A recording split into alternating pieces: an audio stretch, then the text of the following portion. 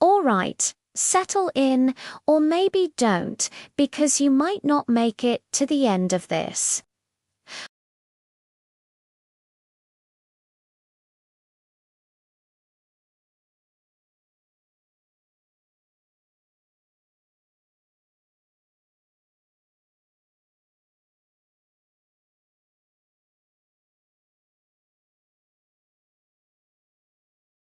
Our story begins, as many tedious tales do, with paperwork.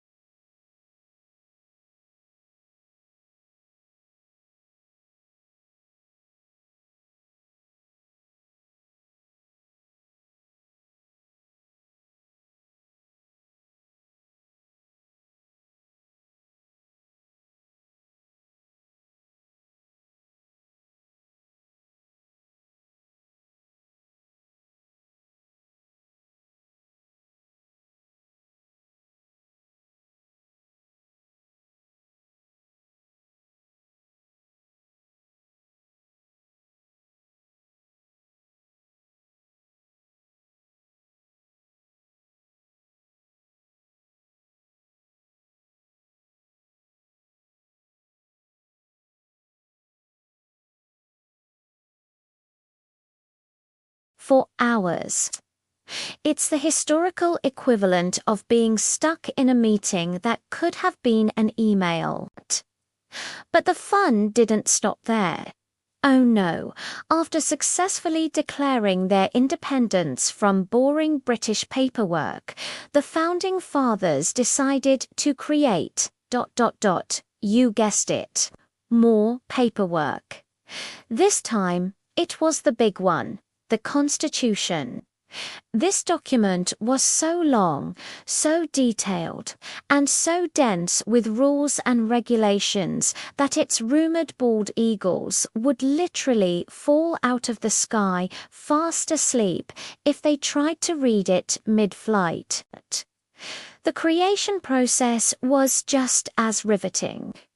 The Founding Fathers, a group of very serious men in wigs, spent months arguing, not about thrilling revolutionary ideas, but about commas and semicolons, and whether a certain word should be capitalized. They debated procedural rules for hours on end. Who gets to speak first?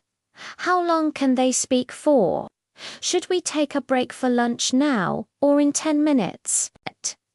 It was the ultimate C-SPAN broadcast, 200 years before C-SPAN was invented. Riveting? No. Boring. Absolutely, with the government's foundation securely laid in a bedrock of bureaucratic boredom, the country started to expand westward.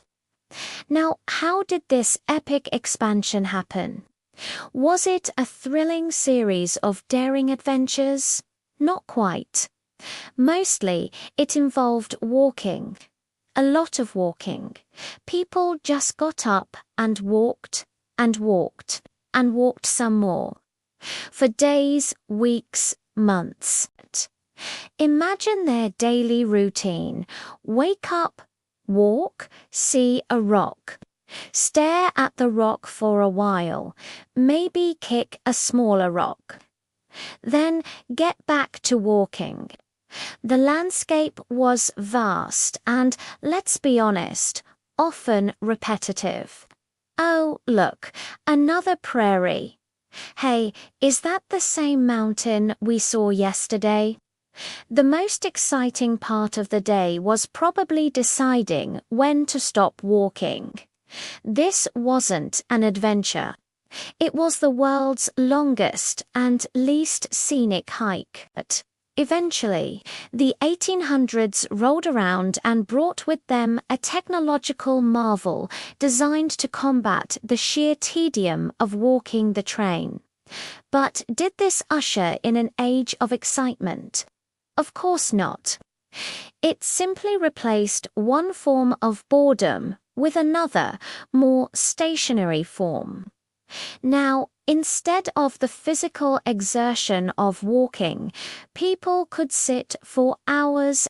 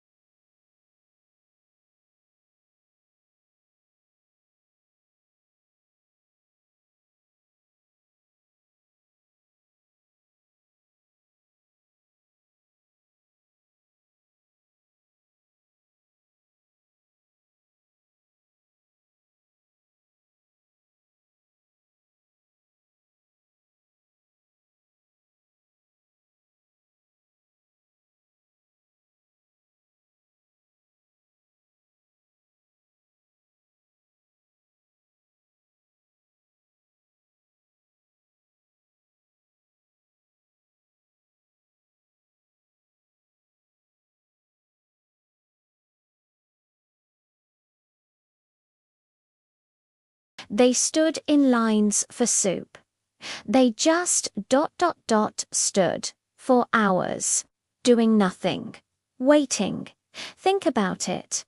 There was no scrolling through your phone, no podcasts to listen to. Just you, the person in front of you, the person behind you, and the slow, agonizing crawl of time. It was a national masterclass in patience and extreme boredom. If you're a fan of history where very little happens for very long stretches, the 1930s are your paradise. Then, a few decades later, in the 1960s, America decided to do something that sounds exciting on the surface. Go to the moon. The space race. Rockets, astronauts. It seems like the one part of this story that couldn't possibly be boring. Well, think again. Let's break down the Apollo 11 mission from a boredom perspective. The journey to the moon took 4 days. 4 days inside a tiny metal can. What did the astronauts do? They floated. They checked gauges. They ate freeze-dried food that tasted like chalk. They stared at a vast, unchanging black void dotted with tiny, distant lights. It was the longest road trip in human history, with nothing to see out the window. Sure, the 2.5 hours they spent hopping around on the lunar surface were probably interesting, but that's just a tiny fraction of the whole mission. The vast majority of the time was spent in transit, essentially waiting. They were highly trained professionals whose main job for over a week was to sit patiently and not press the wrong button. Even the iconic one small step was followed by a lot of slow, careful walking and collecting rocks, which, as we learned from Westward Expansion, is not exactly a thrill a minute. And that brings us to modern America. Have we escaped this legacy of boredom? Not a chance. We've simply modernized it. The spirit of the long walk west lives on in our traffic jams, where we sit in our cars, inching forward, staring at the bumper in front of us. The spirit of the long train ride is reborn in cross-country flights, where we're crammed into a metal tube, watching a tiny map on a screen for 6 hours. The passion for paperwork that started it all. It's everywhere. taxes, mortgages, insurance forms, user agreements you scroll through without reading. We've even digitized boredom with endless software updates and loading screens. The long lines of the Great Depression, they're back at the DMV, at airport security, at the post office.